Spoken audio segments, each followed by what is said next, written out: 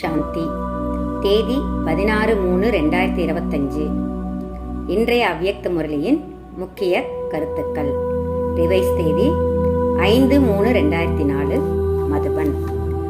இன்றைய ஹெட்லைன்: பலவீனமான சம்ஸ்காரங்களை சம்ஹாரம் செய்துவிட்டு அழித்துவிட்டு உண்மையான ஹோலி கொண்டாடுங்கள், அப்போதே உலகம் மாறும்.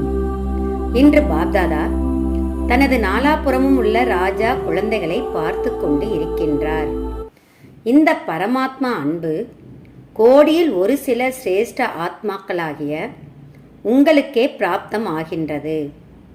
ஒவ்வொரு குழந்தையிடமும் 3 ராஜ சிம்மாசனத்தை பார்க்கின்றார். இந்த 3 சிம்மாசனமும் முழு கல்பத்திலும் சங்கமயுகத்தில் மட்டுமே குழந்தைகளுக்கு பிராப்தி ஆகின்றது. அம்3 சிம்மாசனமும் தென்படுகிறதா? 1. புருவ மத்தி என்னும் ஆசனம். அங்குதான் ஆத்மா மின்னிக்கொண்டு இருக்கின்றது. 2. பரமாத்மாவின் உள்ளம் என்னும் சிம்மாசனம், தில் தக் நசீன். 3. நாளைய உலக ராஜ சிம்மாசனம். தந்தையின் உள்ளமெனும் ஆசனம் அடைய பெற்றதால் அனைவரை விடவும் பாக்யவான் ஆகியுள்ளீர்கள். தந்தையின் உள்ளம் என்னும் ஆசனம் மிக உயர்ந்த அதிர்ஷ்டசாலி குழந்தைகளான உங்களுக்கு மட்டுமே கிடைக்கின்றது. நாளைய உலக ராஜசிம்மாசனம் கிடைத்தே தீரும். ஆனால் அதிகாரி ஆவது யார்? யார் அதிகாரி ஆவாங்கன்னா இன்றைய சுயராஜ்ய அதிகாரிகளே ஆவார்கள். நாளைய உலக ராஜசிம்மாசனத்திற்கு இன்றைய சுயராஜ்ய அதிகாரிகள் தான் அந்த பதவியில் இருப்பாங்க. சுயராஜ்யம் இல்லை என்றால் விஸ்வராஜ்யமும் இல்லை. ஏனென்றால் இன்றைய சுயராஜ்யம் அதிகாரத்தாலேயே நாளைய விஸ்வராஜ்யம் கிடைக்கின்றது. உலகை ராஜ்யம் செய்வதற்கான சம்ஸ்காரம் அனைத்தும் இப்போதே உருவாகின்றது. நாளைய உலகத்தை ராஜ்யம் செய்வதற்கான அனைத்து சம்ஸ்காரங்களும் இந்த சங்கமயுகத்தில் இப்போதே உருவாகின்றதுன்னு பாப்தாதா சொல்றாங்க. ஒவ்வொருவரும் தன்னை சதா சுயராஜ்ய அதிகாரியாக அனுபவம் செய்கின்றீர்களா? நாளைய ராஜ்யத்தின் மகிமை என்ன தெரியுமா? ஒரே தர்மம், ஒரே ராஜ்யம், சட்டம், ஒழுங்கு, சுகம், சாந்தி, செல்வ வளம் அனைத்தும் நிரம்ப பெற்ற ராஜ்யம். நாளைய ராஜ்யம் இப்படி இருக்குன்னு பாப்தாதா சொல்றாங்க. நேற்று ராஜ்யம் செய்தீர்கள், நாளை ராஜ்யம் செய்ய வேண்டும். அந்தளவு தெளிவாக தென்படுகிறதா? இப்போது யாரொருவர் சதா சுயராஜ்ய அதிகாரியாக இருப்பவரோ அவருக்கே இந்த நினைவு தெளிவாக இருக்கும். சுயராஜ்ய அதிகாரிகளாக உள்ளீர்களா? எப்போதுமா, அவ்வப்போதா? எப்போதுமா என்று கேட்கிறேன். ஏன்? இதுக்காக அந்த கேள்வியை கேட்குறாங்க பாப்தாதானா, இந்த சின்னஞ்சிறிய ஒரு பிறவியிலேயே எப்போதும் சுயராஜ்ய அதிகாரியாக இல்லை எனில் 21 பிறவி எப்போதுமே சுயராஜ்யம் எப்படி கிடைக்கும்? 21 பிறவியும் ராஜ்ய அதிகாரி ஆவீர்களா? ராஜ்ய அதிகாரி என்றால் ராயல் குடும்பத்திலும் ராஜ்ய அதிகாரி. அரியாசனத்தில் சிலரே அமருவார்கள். அங்கு அரியாசன அதிகாரிக்கு சுயமரியாதை எவ்வளவு உள்ளதோ அதே அளவு ராயல் குடும்பத்தவருக்கும் இருக்கும். அவர்களையும் ராஜ்ய அதிகாரி என்றே சொல்வர். ஆனால் கணக்கு இன்றைய தொடர்பில் உள்ளது. இன்னைக்கு யார் சுயராஜ்ய அதிகாரியாக சதா இருக்கிறாங்களோ அவங்க அந்த நாளைய அரியாசன அதிகாரிக்கு தகுதி வாய்ந்தவர்களாக இருப்பாங்க. ஸோ அந்த கணக்குங்கிறது இப்பயே நமக்கு ஆரம்பமாகுது. இங்கே அவ்வப்போது எனில் அங்கேயும் அவ்வப்போதே ஆகும். இங்கு எப்போதும் என்றால் அங்கேயும் எப்போதும் ஆகும். பாப் தாதாவிடமிருந்து சம்பூர்ண அதிகாரம் பெறுவதெனில் நிகழ்காலம் மற்றும் வருங்காலமும் முழுமையான 21 பிறவிக்கு ராஜ்ய அதிகாரி ஆவது. பாப்தாதா ஒவ்வொரு குழந்தையையும் சம்பூர்ண அதிகாரியாக ஆக்குகின்றார். ஆகியே தீர வேண்டும் அப்படின்னு பாப்தாதா சொல்றாங்க. அடுத்த கேள்வி கேட்குறாங்க பாப்தாதா, நீங்கள் அனைவரும் எந்த மாலையில் மணியாவீர்கள்? 108. நல்லது. 16,000 என்பது நன்றாக இல்லைதானே? 16,000 செல்வீர்களா? செல்ல மாட்டீர்கள் அல்லவா? இது உறுதியாக நிச்சயிக்கப்பட்டது. அதை பற்றிய கவலையே இல்லை என்ற அனுபவம் ஆகின்றதா? 16,000ல் போவோம் அப்படிங்கிற அந்த கவலையே இருக்கக்கூடாது. 108ல் வருவோம் அப்படிங்கிற அந்த எண்ணங்கள் வரணும் அப்படின்னு பாப்தாதா சொல்றாங்க. நாம் ஆகவில்லை என்றால் வேறு யார் ஆவார்? இந்த பெருமிதம் உள்ளதா? நீங்களே ஆவீர்கள். தனது நிலை கண்ணாடியில் சாட்சாத்காரம் பார்த்தீர்களா? பாப்தாதா ஒவ்வொரு குழந்தையின் நம்பிக்கையை பார்த்து பலியாகின்றார். ஆஹா ஆஹா, ஒவ்வொரு குழந்தையும் ஆஹா ஆஹா ஆகாதானே? ஏன் என்பதில்லையே. அவ்வப்போது ஏன் வருகிறதா? 1 ஏன், 2 ஐயோ, 3 அழுகை. ஆனால் நீங்கள் ஆகா ஆகா என்பவர்கள் தானே. பாப்தாதாவிற்கு இரட்டை அயல் நாட்டவர் மீது விசேஷ பெருமிதம் உள்ளது. ஏன்? பாரதவாசிகளோ பாபாவை பாரதத்தில் அழைத்துள்ளார்கள். ஆனால் இரட்டை அயல் நாட்டவர் மீது பெருமிதம். ஏனென்றால் இவர்கள் பாப்தாதாவை தனது உண்மையான அன்பில் கட்டிவிட்டார்கள். பெரும்பான்மையாக உண்மையானவர்களே. சிலர் மறைக்கவும் செய்கின்றனர். ஆனால் பெரும்பாலானோர் தனது பலவீனத்தை உண்மையாக பாபாவிற்கு முன்னால் வைக்கின்றார்கள். இரட்டை அயல் நாட்டவர் தன்னுடைய பலவீனத்தை மறைக்காம பாபா கிட்ட சொல்லக்கூடியவங்க தான் பெரும்பாலானோர் இருக்கிறாங்க, உண்மையாக பேசக்கூடியவர்கள். அதனால இதுவே தந்தைக்கு மிகவும் பெரியதாக தெரிகின்றது. எனவே பக்தியிலும் செய்கின்றனர். பக்தியில் என்ன சொல்றாங்க? உண்மையே கடவுள்னு சொல்றாங்க. அனைத்திலும் பிரியமான பொருள் உண்மை. ஏனென்றால் உண்மை உள்ள இதயத்தில் தூய்மையும் உள்ளது. எந்த இதயத்தில் உண்மை இருக்கிறதோ அங்கு தூய்மையும் இருக்கும். மேலும் சுத்தம் தெளிவும் உள்ளது. எனவே பாப்தாதாவை இரட்டை அயல்நாட்டவரின் உண்மையான அன்பு கயிறு கவர்ந்து இழுக்கின்றது. சிலரிடம் கலப்படம் உள்ளது, சிலர் மட்டும்தான். ஆனால் இரட்டை அயல் நாட்டவர் தனது உண்மை எனும் சிறப்பம்சத்தை ஒருபொழுதும் விடக்கூடாது. சத்தியம் எனும் சக்தி ஒரு லிஃப்ட் போன்று செயல்படுகின்றது. உண்மை அனைவருக்கும் பிரியமானதே. உண்மை உள்ளவர்களுக்கு தந்தையை நினைவு செய்வது சுலபமாகின்றது. ஏன்னா பாபாவும் சத்தியமானவர். சத்தியமான தந்தையின் நினைவு சத்தியமானவருக்கு சுலபமாக வருகிறது. பாபாவை நினைவு பண்ணதில் சத்தியமாக உண்மை உள்ளம் உடையவர்களுக்கு ஈஸியாக இருக்கும் அப்படிங்கிறாங்க. ஒருவேளை இப்போது கடினம் ஆகின்றது என்றால், பாபாவை நினைவு செய்வது கஷ்டமாக இருக்குதுன்னா, பாப்தாதா சொல்கிறாங்க, சூட்சும எண்ணத்திலோ கனவிலோ ஏதோ உண்மை குறைவென்பது. எங்கு உண்மையோ அங்கு பாபா என்று நினைத்த மாத்திரத்தமே தலைவர் ஆஜராகின்றார். உண்மையான சத்தியமான மனதுள்ளவர்கள் பாபாவை கூப்பிட்டோன்னே பாபா அங்கே வந்து நிற்பாராம். எனவே பாப் தாதாவிற்கு உண்மை மிகவும் பிரியமானது. பாப்தாதா குழந்தைகள் அனைவருக்கும் சமிக்ஞை செய்கின்றார். 21 பிறவிக்கு முழு ஆஸ்தி பெற வேண்டும் என்றால், 21 பிறவிகளுக்கு முழு ஆஸ்தியும் நாம் அடையணும்னா பாப்தாதா சொல்றாங்க, தனது சுயராஜ்யத்தை சோதனை செய்யுங்கள். இப்போதே சுயராஜ்ய அதிகாரியாக ஆகுங்கள்.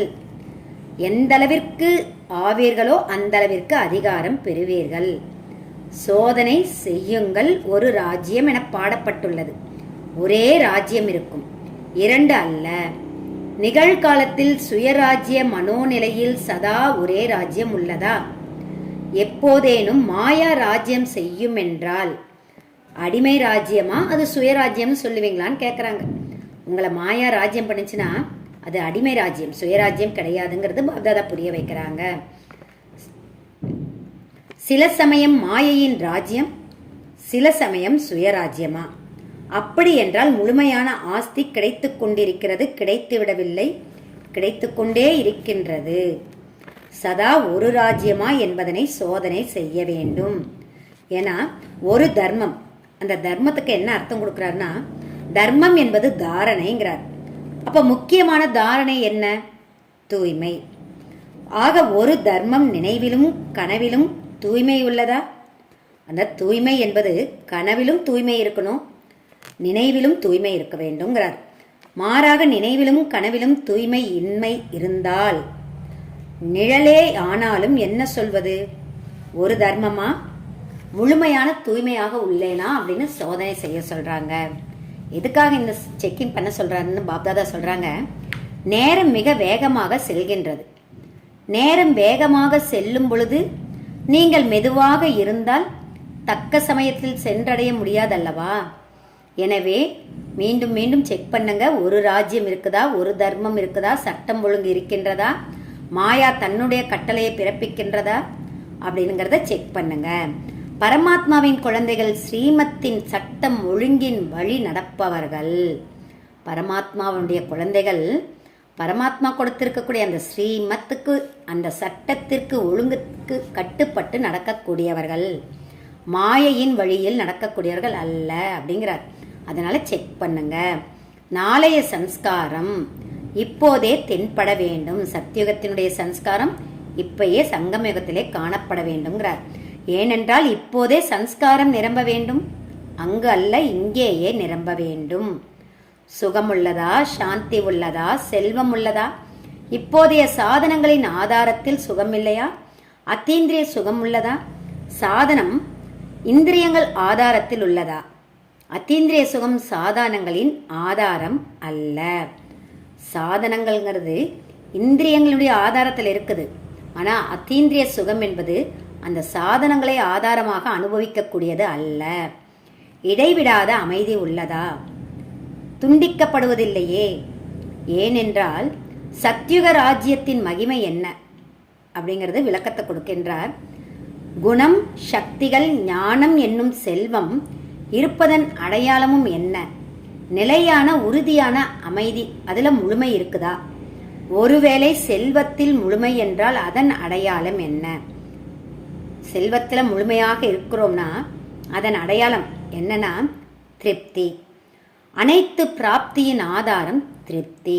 அனைத்து பிராப்திகள் நிரம்பிய நிலையில் இருந்தால் கண்டிப்பாக திருப்தியாக இருக்க முடியும். அப்ப திருப்தியின்மை பிராப்தியின்மையின் சாதனம். சோதனை செய்க, சிறப்பியல்பு ஒன்று கூட குறையக்கூடாது. அந்த அளவிற்கு சோதனை செய்கின்றீர்களா? முழு உலகமும் உங்களது இன்றைய சன்ஸ்காரத்தால் உருவாகின்றது. முழு உலகமே உங்களது இன்றைய சன்ஸ்காரத்தால் உருவாகின்றது. அப்ப இன்றைய சன்ஸ்காரமே நாளைய உலகம். நீங்கள் யாருன்னு ஒரு கேள்வியை கேட்குறாங்க. பதில் உலகை மாற்றுபவர்கள் அல்லவா? பாப்தாதா சொல்றாங்க, உலகத்தையே மாற்றக்கூடியவங்க தானே நீங்க. அப்போ உலகத்தை மாற்றுவதற்கு முன்னால என்ன பண்ணணும்? தன்னை மாற்றிக்கொள்ள வேண்டும் அப்படின்னு சொல்றார். இந்த அனைத்து சன்ஸ்காரமும் தனக்குள் இருக்குதான் செக் பண்ணுங்க. அதை கொண்டே நான் 108 மணிமாலையில் வருவேனா, பின்னாடி வருவாயனா அப்படிங்கிறது நீங்க புரிந்து கொள்ள முடியுங்கிறார். இந்த சோதனையை ஒரு நிலைக்கண்ணாடி, இந்த நிலைக்கண்ணாடியில் நிகழ்காலத்தையும் வருங்காலத்தையும் பார்க்க முடியும். தன்னுடைய மனசுல இவ்வளவும் செக் பண்ணும் பொழுது அது நிலைக்கண்ணாடி போல நம்முடைய பிம்பத்தை எடுத்து காட்டுங்கிறார். இங்கே நேரில் அமர்ந்திருப்பவர்கள் ஆங்காங்கே அவரவர் இடங்களில் அமர்ந்திருந்தாலும் பாப்தாதா ஒரு மாற்றத்தை விரும்புகின்றார். தைரியம் இருந்தால் பாப்தாதா கூறுவார். அந்த மாற்றத்தை நீங்க கொண்டு வரதுக்கு உங்ககிட்ட தைரியம் இருக்குதுன்னா நான் சொல்றேன் அப்படின்னு பாப்தாதா சொல்றாங்க. செய்ய வேண்டும் என்று கையை உயர்த்தினோம், முடிந்தது. வேலை என்பதல்ல, கையை உயர்த்துவது மிக எளிது. இருந்தாலும் வெறும் கையை உயர்த்தக்கூடாதான், மனதென்னும் கையை உயர்த்த வேண்டும். பாப்தாதா கொண்டு வர சொல்லக்கூடிய அந்த மாற்றத்தை கொண்டு வருவதற்கு மனசார கையை உயர்த்துங்க அப்படின்னு சொல்றார். அதாவது தந்தையின் அன்பில்லாமல் இருக்க முடியாது. இரட்டை அயல் நாட்டவர் அருகே அமர்ந்துள்ளீர்கள். நெருக்கமானவருடன் மனதின் விஷயங்களை பகிர்ந்து கொள்வார்கள். பெரும்பாலும் அனைவருக்கும் பாப்தாதாவுடனும் சேவை மீது மிகுந்த அன்பு இருப்பதாக தென்படுகின்றது. அதாவது பாபாவுடைய அன்பு இல்லாமல் இருக்க முடியாது, சேவை இல்லாமலும் இருக்க முடியாது. இது பெரும்பாலானோரின் சான்றிதழ், பெரும்பாலானோர் சொல்லக்கூடிய விஷயம். பாப்தாதா நாலாபுறமும் பார்க்கிறாங்க. ஆனால் வந்துவிட்டது. பெரும்பாலானவரிடமிருந்து இந்த சப்தம் வருகின்றது. அதாவது ஏதேனும் செய்ய விரும்புகிறேன், பழைய வேண்டாத சன்ஸ்காரம் விரும்பாத பொழுதும் இன்று வரையிலும் கவர்ந்து இழுக்கின்றது. எனக்கு இந்த சன்ஸ்காரம் பிடிக்கல, வேண்டாம், வரக்கூடாதுன்னு நினைக்கிறேன், ஆனாலும் வந்துடுது அப்படின்னு சொல்றாங்க. ஹோலி கொண்டாட வந்துள்ளீர்கள். அப்ப அந்த ஹோலியுடைய அர்த்தத்தை பாப்தாதா சொல்றாங்க. முடிந்தது, முற்றுப்புள்ளி, முடிந்தது, நடந்துவிட்டது. எந்த ஒரு சன்ஸ்காரமும் 50%, 10% எதுவாயினும் குறைந்தபட்சம் 5% இருந்தாலும் அந்த சன்ஸ்காரத்தை முழுமையாக எரித்து விடுங்கள்ங்கிறார். எந்த சன்ஸ்காரம் சிறிதளவு இருந்தாலும் இடையிடையே உங்களுக்கு டிஸ்டர்ப் பண்ணால் கூட அந்த சன்ஸ்காரம் எதுன்னு நீங்கள் புரிஞ்சிருப்பீங்க. ஸோ இந்த ஹோலி நாளில் அதை முழுமையாக எரிச்சிடுங்க. அந்த ஹோலி நன்னாளில் என்ன பண்ணுவாங்களாம், ஒன்று எரிப்பாங்க, இன்னொன்று வர்ணம் பூசுவாங்க. ஸோ இருவிதமான ஹோலி நடைபெறுகிறது. அப்போ ஹோலியின் அர்த்தம் என்ன, முடிந்தது, முடிந்தே போனது. அதாவது அந்த பழைய சன்ஸ்காரம் எந்த ஒரு விதத்திலும் 5% கூட இருக்கக்கூடாது, டோட்டலாக எரித்து விடுங்கள் அப்படின்னு சொல்கிறாங்க. மேலும் சொல்கிறார் பாப்தாதா, நான் விரும்பாத பொழுதும் வந்து விடுகிறது, என்ன செய்வது, அப்படி சிந்திக்கின்றீர்களா? நல்லது, தவறுதலாக வந்து விடுகின்றது. ஆக ஒருவரிடம் கொடுத்த பொருட்கள் தவறுதலாக தன்னிடமே வந்துவிட்டால் என்ன செய்வீர்கள்? சரி, தெரியாமல் உள்ள வந்துடுச்சுன்னா அதை என்ன பண்ணுவீங்க, பத்திரமா வச்சிருப்பீங்களா? மீறி வந்தாலும் உங்களுடைய மனசில் வைக்காதீங்க. ஏன்னா மனதில் தந்தை அமர்ந்துள்ளார், பாபா இருக்கிறாங்க. பாபாவுடன் அந்த சன்ஸ்காரமும் இணைந்து இருந்தால் நன்றாக இருக்குமா? ஒருவேளை தவறுதலாக வந்துவிட்டாலும் மனதார சொல்லுங்கள், பாபா பாபா பாபா, அவ்வளவேதான், முற்றுப்புள்ளி விழுந்துவிடும். பாபா எப்படி உள்ளார், பிந்திதானே, முற்றுப்புள்ளி வைக்கப்படும்.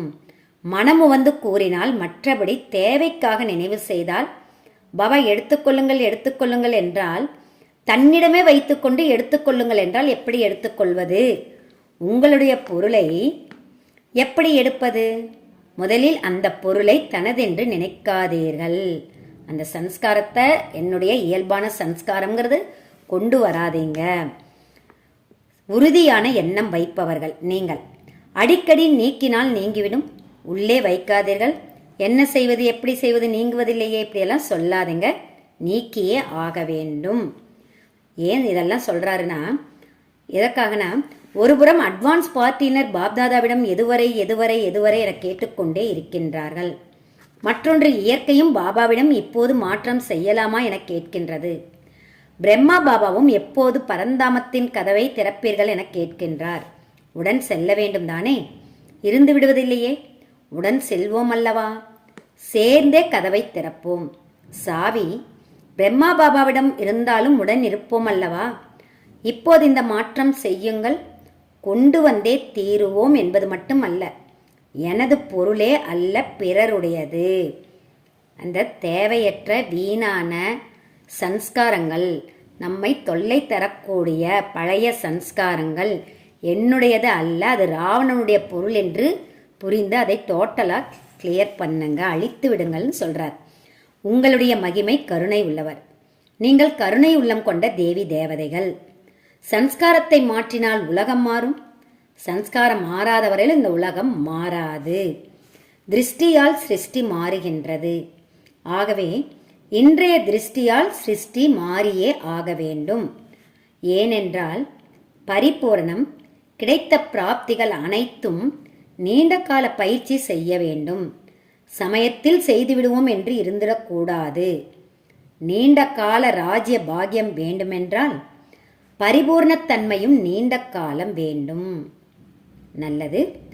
நாலாபுறமும் உள்ள 3 ஆசனத்தை பெற்றுள்ள விசேஷ ஆத்மாக்களுக்கு, சதா சுயராஜ்ய அதிகாரி விசேஷ ஆத்மாக்களுக்கு, சதா இரக்க மனதுடன் ஆத்மாக்களுக்கு, சுகம் சாந்தி அஞ்சலி தரும் மகாதானி ஆத்மாக்களுக்கு, சதா உறுதித்தன்மையுடன் வெற்றியை அனுபவம் செய்யும் பாப் சமான் ஆத்மாக்களுக்கு பாப்தாதாவின் அன்பு நினைவுகள் மற்றும் நமஸ்தே. இன்றைய வரதானம், எண்ணம் மற்றும் சொல்லில் விஸ்தாரத்தை சாரத்தில் கொண்டு வரும் உள்நோக்கு முகமானவர் ஆகுக. எண்ணம் மற்றும் சொல்லில் விஸ்தாரத்தை சாரத்தில் கொண்டு வரக்கூடிய உள்நோக்கு முகமானவர் ஆகுக. விளக்கம், வீண் எண்ணங்களின் விஸ்தாரத்தை உள்ளடக்கி சாரத்தில் நிலை பெறுவது, அவ்வாறே வார்த்தையிலும் வீணானவற்றை நல்லவையாக சக்தி வாய்ந்த சாரத்தில் கொண்டு வருவது, இதுவே உள்நோக்கு முகமாகும்.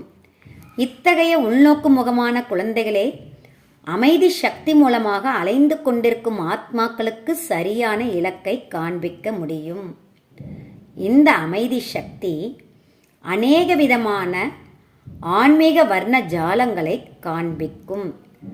அமைதி சக்தியால் ஒவ்வொரு ஆத்மாவின் மனதின் சப்தமும் எதிரில் இருந்து பேசுபவரின் குரல் போன்று மிக தெளிவாக கேட்கும். அதாவது எண்ணங்களாகட்டும் நிறைய கொண்டு வரக்கூடாது, வார்த்தைகளாகட்டும் நிறைய இருக்கக்கூடாது, எல்லாத்தையுமே சாரத்தில் கொண்டு வரணும். இதுதான் அதெல்லாம் எப்போ கிடைக்கும்னா உள்நோக்கு முகமாக இருக்க பொழுது கிடைக்கும். அந்த மாதிரி உள்நோக்கு முகத்தில் இருக்கக்கூடிய குழந்தைகளால் அமைதி சக்தி மூலமாக எதை வேணுமாலும் சாதிக்க முடியும் அப்படின்னு சொல்கிறார். இன்றைய ஸ்லோகன்: சுபாவம், சன்ஸ்காரம், சம்பந்தம் தொடர்பில் லேசாக இருப்பதுவே ஃபரிஸ்தா ஆவதாகும். ஓம் சாந்தி.